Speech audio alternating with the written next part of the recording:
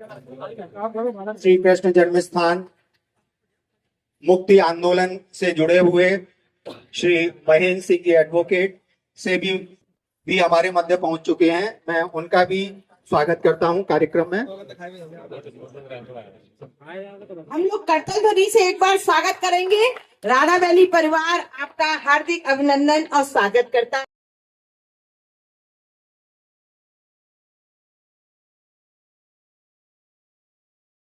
ऐसा नहीं है, देश काल परिस्थिति के अनुसार इसकी आवश्यकता समय समय पर पड़ी है।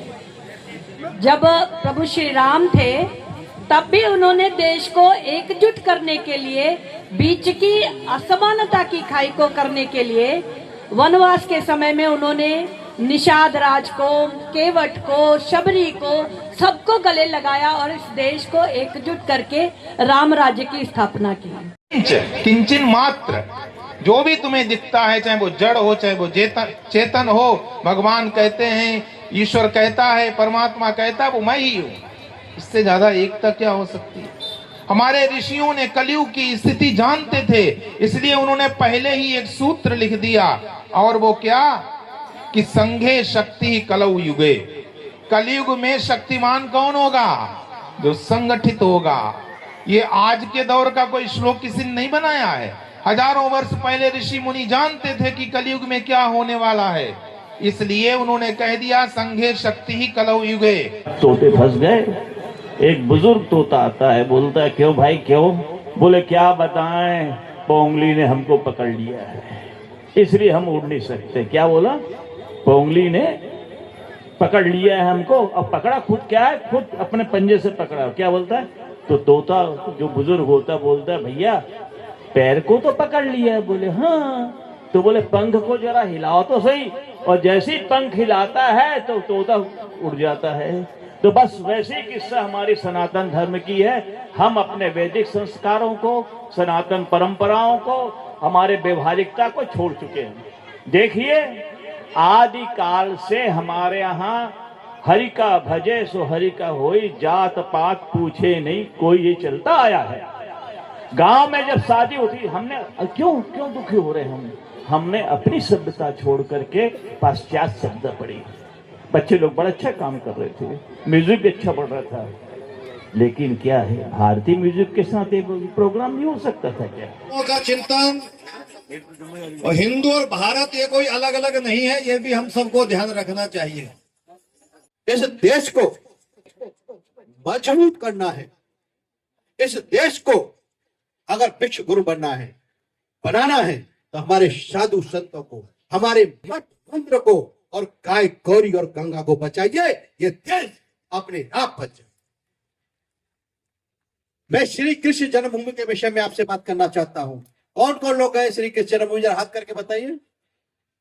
हाँ, वहां आप लोग गए हैं। वहां एक मस्जिद बनी है।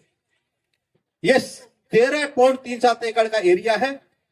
2.5 एकड़ में मस्जिद बनी है। जो असली गर्भगृह है वहां पर वो मस्जिद बनी हुई है। यह दुर्भाग्य की बात है कि मेरे देश में, मेरे भारत में, मेरे मथुरा में भगवान कृष्ण प्रकट हुए और असली गर्भगृह पर वहां मस्जिद हो। इससे दुर्भाग्य की कोई बात हो ही नहीं सकती। इसको लेकर के न्यायालय में हमने केस डाला है। उच्च न्यायालय में इसकी सुनवाई हो रही है। 4 बार इस मंदिर को तोड़ा गया। अंतिम बार 1670 में औरंगजेब के द्वारा तोड़ा गया, और तोड़ा ही नहीं गया, भगवान के विग्रह को वो आगरा ले गया, जामा मस्जिद की सीढ़ियों में वो विग्रह लगा दिए। वो आज भी लगे हैं। उसका भी केस हमने डाला है। 2 केस उच्च न्यायालय इलाहाबाद में चल रहे हैं।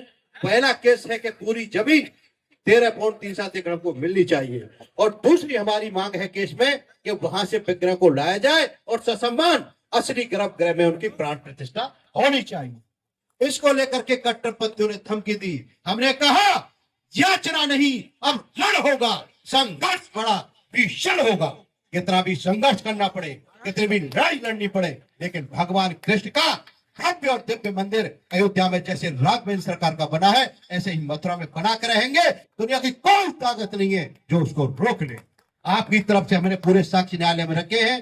30 जनवरी को सुनवाई होगी, और जितने साक्ष्य हैं सब आपके पक्ष में हैं। उनके पास कोई सिंगल डॉक्यूमेंट नहीं है। आज इस राधा वैली की पवित्र धरा से आपको आश्वस्त करके जाता हूं कि आपकी जीत होगी और भव्य दिव्य मंदिर का निर्माण होगा।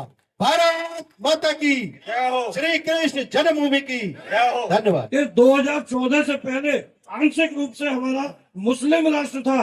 2014 के बाद ही हमारे हिंदुओं के अंदर एक जागृति आई, और जब आप हिंदुओं में वो जागृति आई तो आज वो समय आया कि उत्तर प्रदेश में भी हमारे योगी जी जैसे, देश में प्रधानमंत्री मोदी तो उत्तर प्रदेश में योगी जी जैसा एक हिंदू बैठकर हमें